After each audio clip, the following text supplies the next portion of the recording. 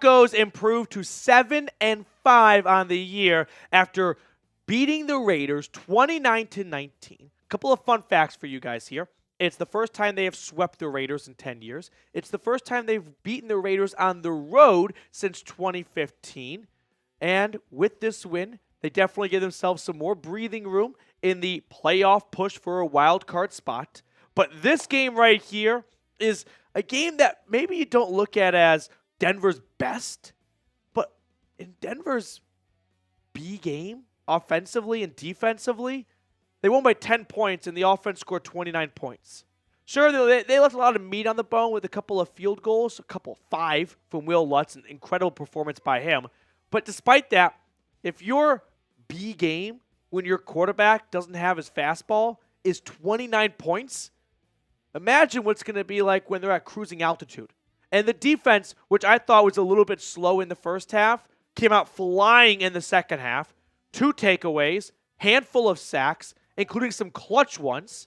The Broncos, under Sean Payton, are slaying some of their demons. In a year and a half with Payton at the controls, they have beaten the Chiefs for the first time since 2015. They have swept the Raiders for the first time since 2014.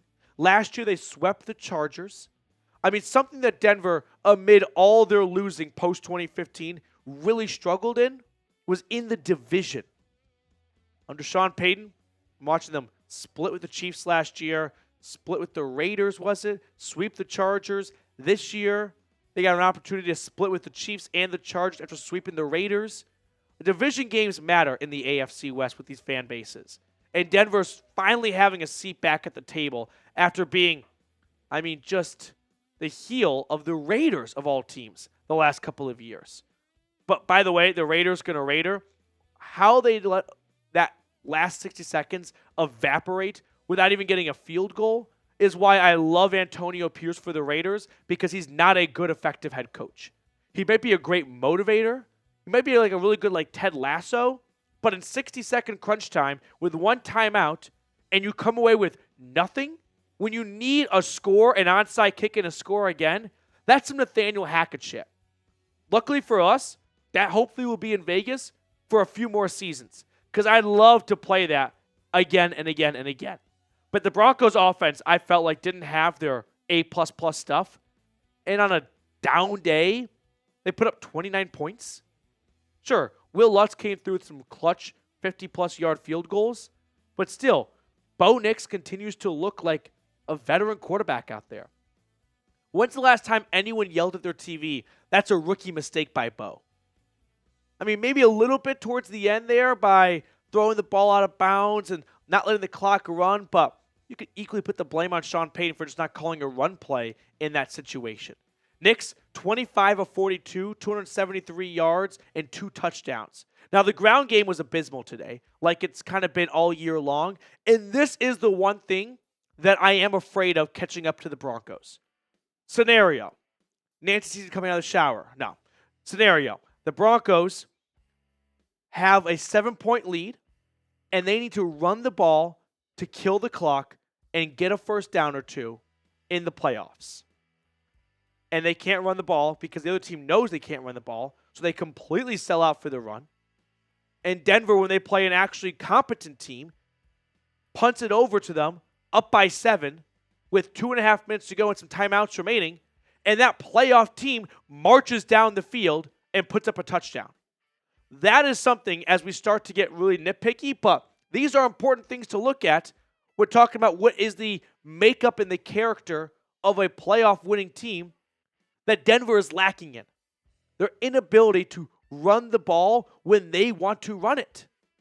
And in the last waning minutes of the game, they have to find a way to make it from 1st and 10 to 2nd and 5 to 3rd and 2 and run it for a first down. That's the one thing, if we're being a little bit on the nitpicky side, I want to see Denver do a better job of.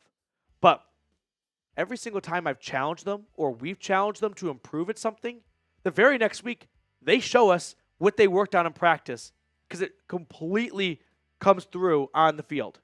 So hopefully, next game and the future games after that, the Broncos can show they can run the football in clutch moments when they need to at the end of the game. Courtland Sutton, by the way, I don't want to say he's having a bounce back year because it doesn't really sound fair for a guy that had 10 touchdowns last year. But does he or does he not look better this year than he did last year, when last year was a 10-touchdown season? Like, some of the touchdowns last year just felt like Russ lobbing it up to Sutton in the end zone, and it's a good catch by Sutton. But this year, I'm watching Courtland Sutton run every single route in the book. The guy's working the middle of the field. He's working in the red zone. Go to him anywhere, and he can come through for you. We didn't see that from Sutton last year. We really haven't seen that from Sutton since like 2019. And so it's awesome to see Bo and Sean Payton kind of revitalizing Sutton's career as a possession receiver, as a guy that may not have the best speed on the field, may not have the greatest route running abilities, but he definitely doesn't have a weakness. I mean, he is as above average at every part of the game as it comes for wide receivers. And so I like that for a rookie quarterback that knows, hey, whatever is being called upon, Sutton can do that job. There's nothing that's out of his reach.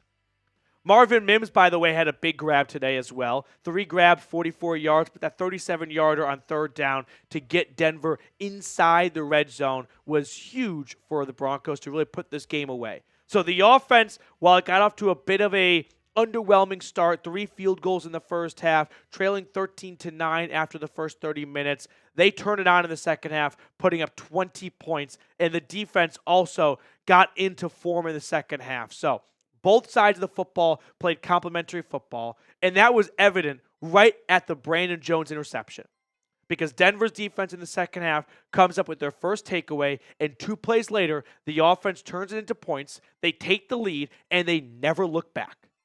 And that is what winning teams do. When one side does something well, the other side complements it. It builds off of it. It doesn't just take the pro and goes 1 step forward, 2 steps back. That's the DNA of losing teams. The Broncos, they don't need luck, but when they get something that goes their way, they put their shoe on your throat. Before we talk about the defense, I do want to show some love to our sponsor today, and that is Prize Picks.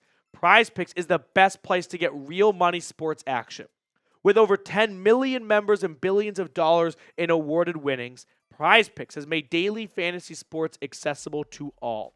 All you do is pick more or less on at least 2 players for a shot to win up to 100 times your cash. So run your game all season long on Prize Picks. Prize Picks now offers Venmo for quick and easy deposits along with withdrawals into your account this season. Plus, for Thanksgiving, they're going to put the Tyreek Hill receiving yards at 0.5. They're just giving it to you. Take the more, and you're one other player away from cashing in. Download the app today and use code CLNS to get $50 instantly after you play your first $5 lineup. All of that information is in the comments and description of today's video. Download the app today and use code CLNS to get $50 instantly after you play your first $5 lineup. Prize Picks. Run your game. After today, I don't think Garnder Minshew will ever agree to play the Broncos again. The first time they played, Denver broke him mentally, right? 2 interceptions, 100-yard pick 6, and he got benched. This time, he unfortunately got injured, but even before that injury, Minshew was far from his best. And usually we've come accustomed to, hey, Garnder Minshew can be spontaneous. He can be good for a surprise here or there. Yeah, it was a tough day for Minshew out there.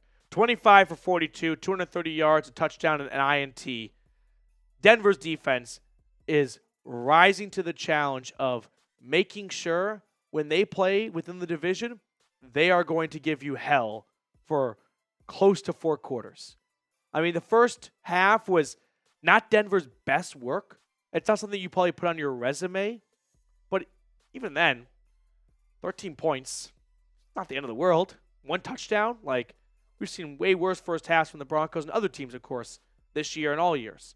So if that's the bar for it to be good first half, guys, we're starting to get a little bit spoiled. And I mean that in a good way because we've just become so accustomed to, no, Broncos are going to stink it up like they have since 2015.